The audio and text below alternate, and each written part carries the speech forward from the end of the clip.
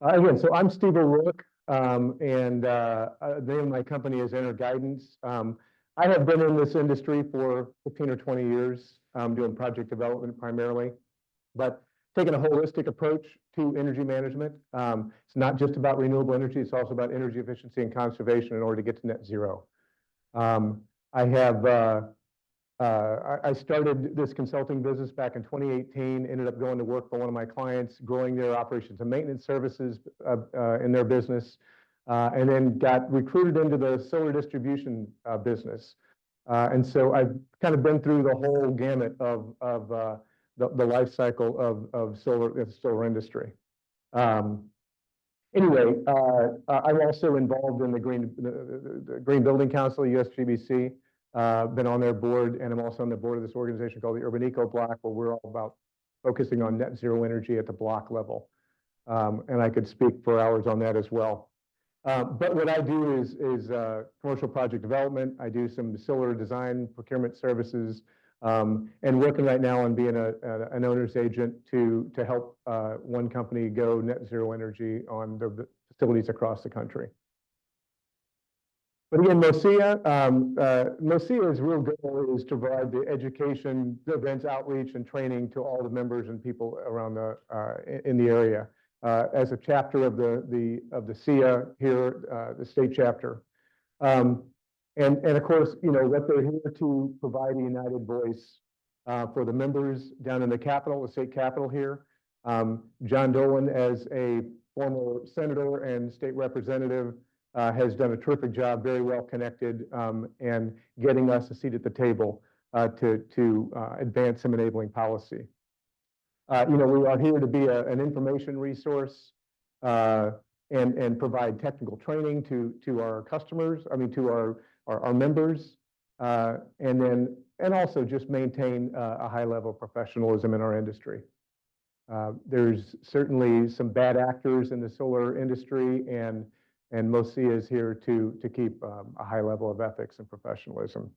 Current priorities, certainly we want to defend the net metering that is foundational to getting this industry started 10 years ago.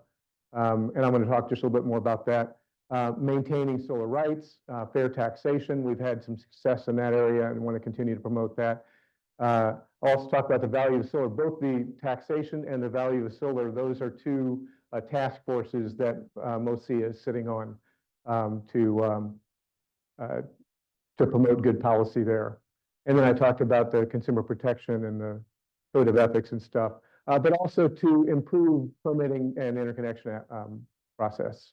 It's really frustrating when you go from AHJ, the authority having jurisdiction in each of these small towns or counties or whatever. Everybody's playing by a different set of rules. So it's difficult for solar installers to know, unless you're doing a lot of business with that AHJ, to know what they require. So we're trying to improve those processes. So the first thing I want to talk about is net metering. Net energy metering is what is sort of the full name, but net metering is kind of what our nickname. I don't know how many of you all understand net metering. A lot of people think, oh, that's just where the utility is going to pay me for my production. Not exactly. It's really just the net metering is keeping track of what you pulled off the grid and versus what you pulled onto the grid, and then you pay for the net difference. So if I put 100 units onto the grid and I took 80 off, then I'm just going to pay for, they're going to pay me, they're going to give me credit for 20. In Hawaii and California, some of the biggest markets or the most mature markets, they ran into the point where there's too much renewable energy out there. And so they had to say, we're done with net metering. And so they've had to move to a different method of reimbursement or method of compensation for the energy. Illinois is phasing out net metering across the river. Starting in January of 25, they'll only be getting the cost of the supply, not the delivery, for any energy exported. So this whole thing about getting the retail cost, which is full net metering versus just the supply cost, or the avoided cost. If you're in Missouri, if you are a net exporter at the end of the month, you just get the avoided cost, which is about 3 cents a kilowatt hour versus 6, 8, 10, 14 cents, whatever, depending upon the rate structure that you're on. So, and then there's this whole notion of the fair value. What is the value of that energy? So what we've really been advocating, we've got 100 kW, 100 kilowatt cap for net metering. If you want to build anything bigger than that, you do not get any net metering. Anything you export, you'll only get avoided costs. That's really not helpful at all for commercial businesses. I mean, 100 kW is relatively small. So we're trying to get that up to a megawatt or two. There are like a third of the states have more than a megawatt. Colorado and Arizona actually have a percentage of load. So you can do 120% in Colorado of your capacity. And in Arizona, 125. The other thing I talked about is the monthly versus the annual true up. So in Missouri, at the end of the month, if you're a net exporter, they're going to just credit you the avoided cost for that net excess energy. In Illinois, you're able to carry that over.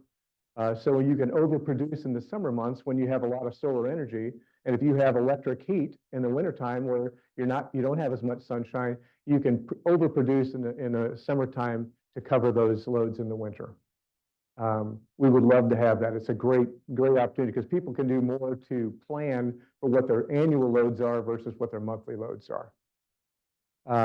There are 38 states that offer some form of monthly rollover. So we really like to follow some of those states and not be the laggards. The one thing I've talked to the folks at Ameren, and I'd like to see, because if the rates are, we're paying peak rates in the summertime, it seems like there'd be a economic justification to allow people to export energy when it's at its peak value in the summer, and take that back in the winter when the value is significantly less. We've yet to run those numbers. The last thing is the cap on total amount of renewables. So we're capped at 5% in Missouri, and in Illinois they just hit their cap, and so that's why they're phasing out net metering. We want to raise the cap to 10%. In the more mature markets is like 30% of total renewable energy, and it makes sense for us to raise this because 5% is really pretty marginal. This is Desire is a database of state incentives for renewables and efficiency. Got a great website that talks about what the policies are and the incentives are in each of the states. So you can see here which states have moved beyond net metering or never did net metering, but there's some other form of compensation versus the ones in blue and the light blue are transitioning away, and the other ones, the ones in the pale blue are where they have mandatory rules. It's a great, but I've got another couple of slides here that will show some data from Desire. I mentioned the value of solar study that Missouri, the legislature passed something that required that this study be done back in 2022, but it has yet to be funded. This is pulling together a coalition of government agencies and utilities and consumer protection, environmental, and then the solar industry to really look at what is the value of any excess energy that gets exported to the grid.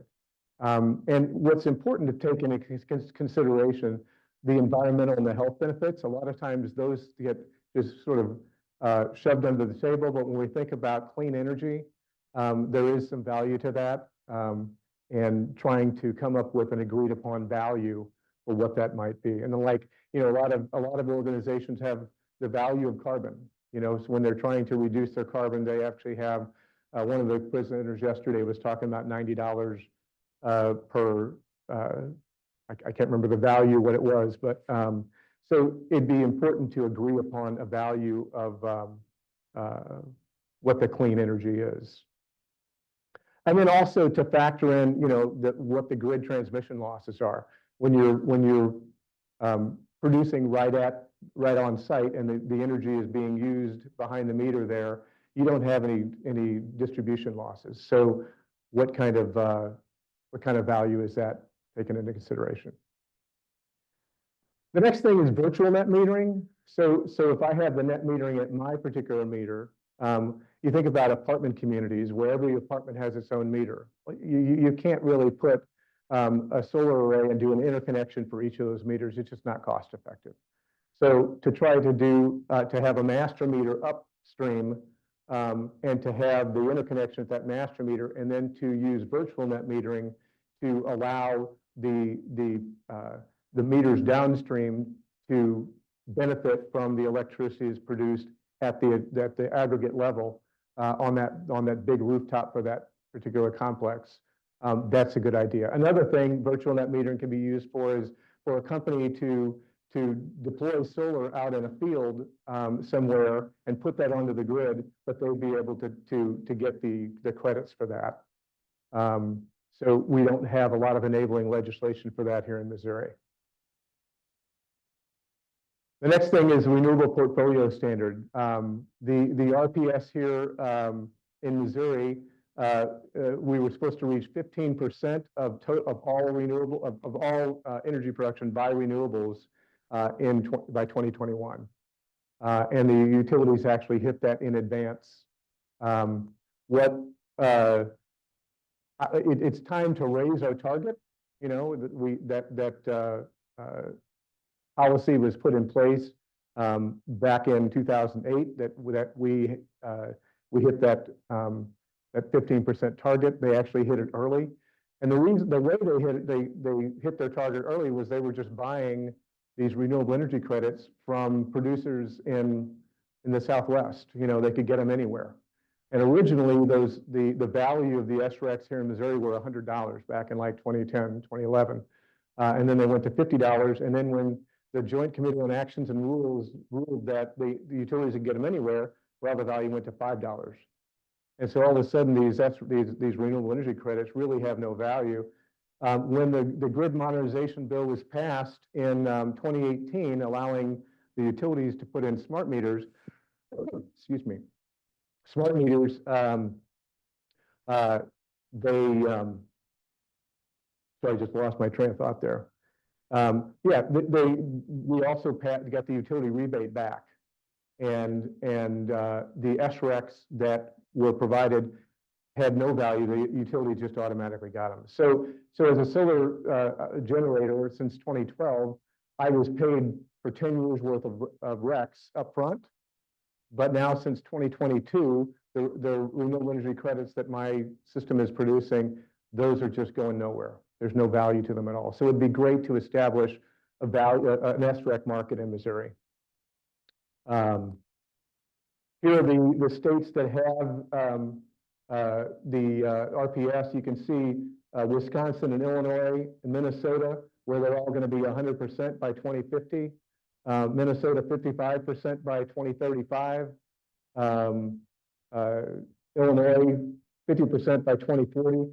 So here's where the rest of the country is at, and we need to advance our goals in terms of renewable energy on the grid. Power purchase agreements. This is another thing that, because we are in Missouri, we are a regulated state. The only entity that can sell kilowatt hours is a utility. And so we do not have the ability, like in Illinois and other states where they have power purchase agreements. I can go into a business and say, look, I'll install this array on your property or on your rooftop. You don't have to pay anything. You just pay me for the kilowatt hours. So they don't have the capital investment required, because solar arrays are expensive to install up front. One way around that in Missouri has been to just use solar service agreements, essentially kind of like a lease. So I'm not necessarily selling you kilowatt hours, but I'm selling you a system that will produce energy. But it's just not nearly as tried and true as a power purchase agreement.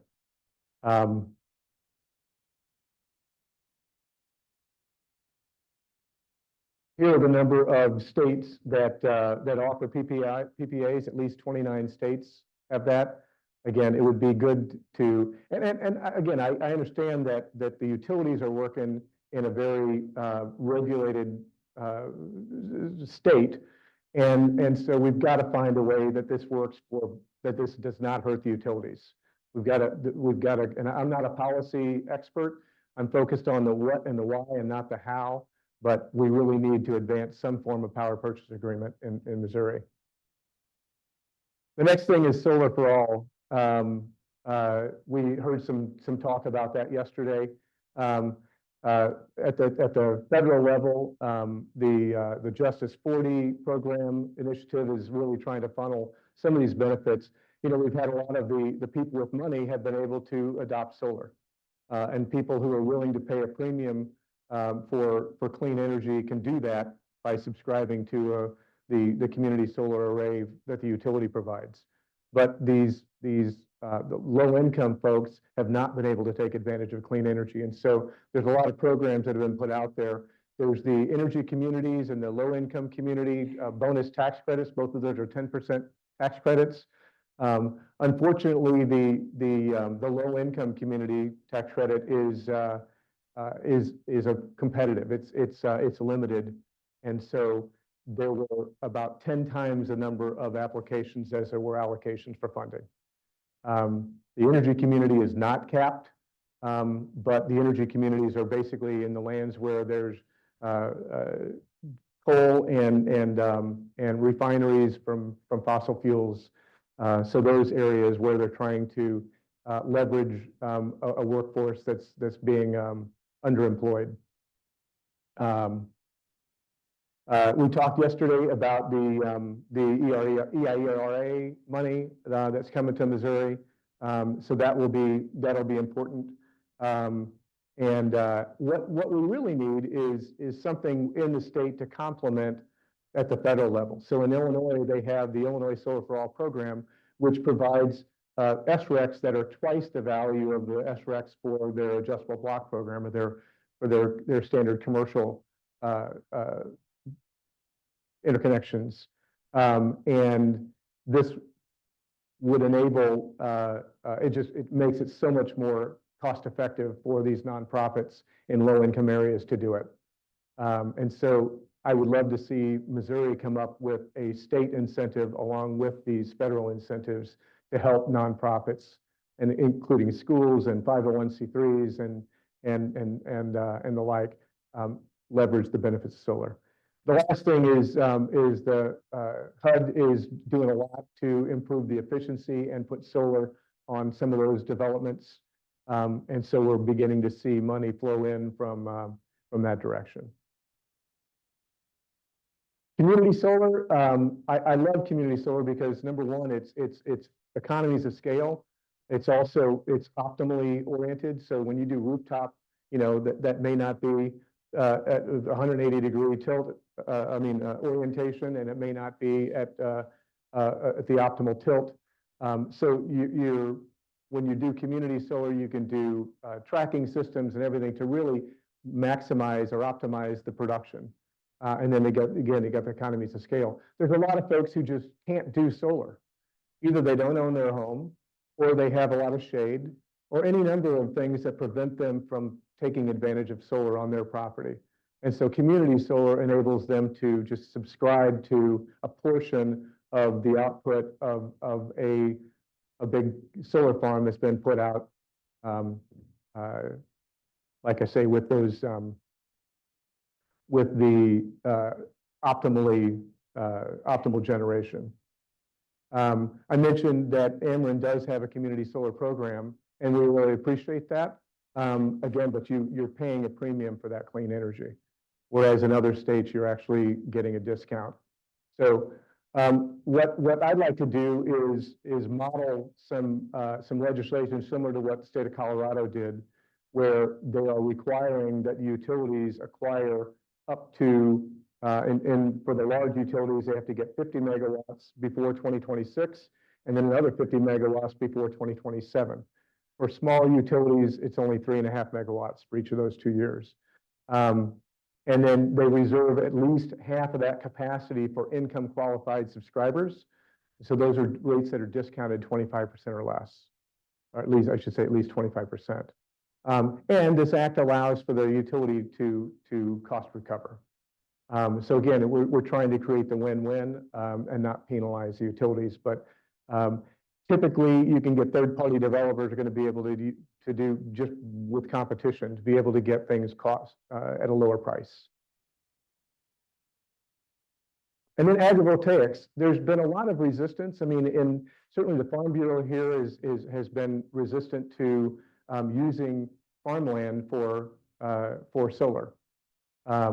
There's I went out and did a little statistic that the DOE estimated that there'll be like by 2040, utility scale solar will take up 7 million acres of land for solar.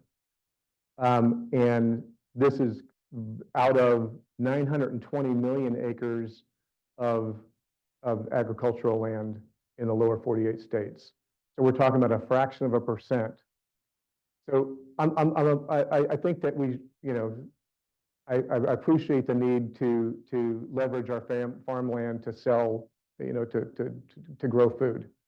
And I think we ought to prioritize less margin, or I said more marginal land for solar development rather than taking prime cropland.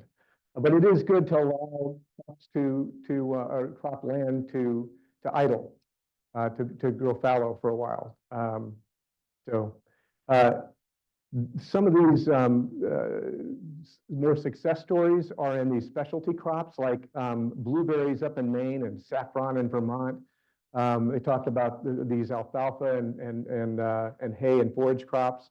Pollinator crops are also good to co-locate with solar. And then also using sheep to trim back the vegetation. You see this here where we actually have, it's more of a shade structure. So it's going to, things can grow underneath it. In other cases, you may just have a fixed tilt where you have to be able to get farm implements between the rows. And so, every situation is a little bit different. But we need to be considering agrivoltaics. Energy storage, we've been talking about that throughout the conference. This is, the solar intermittency is sort of the biggest challenge. And it's been a criticism of solar. So the energy incentives that have been put in place in like California and Hawaii, when they took net metering away, they provided incentives for people to put storage in. That way I can store that daily energy rather than exporting it to the grid, and I can use that in peak time. So it really is a great complementary thing. The solar and battery prices, I mean, solar prices have fallen by like 90%. Battery prices have dropped significantly too. We expect a whole lot more economies of scale with storage in the coming years as well. The big challenge is, as I mentioned, the monthly true-ups and being able to store energy on the grid, overproduce in the summer. That's one thing that you can't do with storage. You cannot store seasonal energy. So this is really, when you talk about storage, it's only for backup or for load management. So I think Ron showed a little bit of a duck curve. This is where, and the duck curve is getting deeper and deeper, where the more solar energy we're producing, the more difficult it gets to handle all of the excess energy that's put onto the grid. And when the sun goes down and everybody comes in and starts plugging their cars in, turning things on, that's when you have this huge demand. So we really need to manage demand with storage and to incentivize that.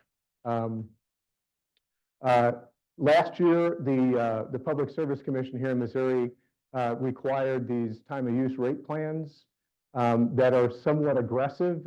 Before they had time of use rate plans that it was just a marginal difference between the peak times, like in the evening, 4 to 8, versus the rest, the off-peak. And they made it much more aggressive, so you're paying significantly more for energy used during peak times. You could opt out of that, but what I like about that is that it does incent people to use energy when it's cheap. And I feel like we have been insulated, shielded from the utilities cost. They have to pay huge rates for peak power. And we don't have to see that. It's kind of like in the insurance business where the insurance company is going to pay. It doesn't matter what it costs, what the doctor's charging, because I don't need to know that. So I think this is helping people get a little more aware of the value of energy, the cost of energy, and provide some incentives for them to use energy when it's less expensive. The challenge, one of the things that the utilities have said, that net metered customers are not eligible for these time use rate plans because it'd be difficult to do the metering. I'd really like to figure out a way to do this, because I, as a net metered customer, would love to be able to leverage storage and charge my car at night, rather than I just plug it in, because there's no incentive for me to wait until midnight to charge my car. But I have the ability to do that. And so I'd really like to see some of that. And again, I mentioned that storage incentives are really needed. We also had a little bit of talk about demand response. Again, policies to encourage customers to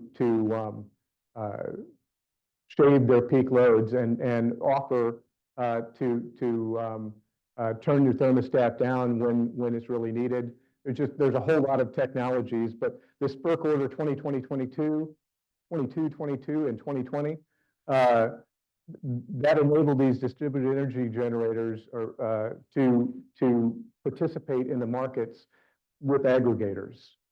So this is battery storage and rooftop solar, the smart thermostats, energy efficiency measures, thermal energy storage like ice, being able to produce ice overnight when energy is cheap, and then use that to cool your building in the day. So what these aggregators do is just take the output from a variety of DERs, and then they can act as an agent to sell that and compensate their customers. So this is an idea that has been around for a while, and again, I'd like to see something like this in Missouri.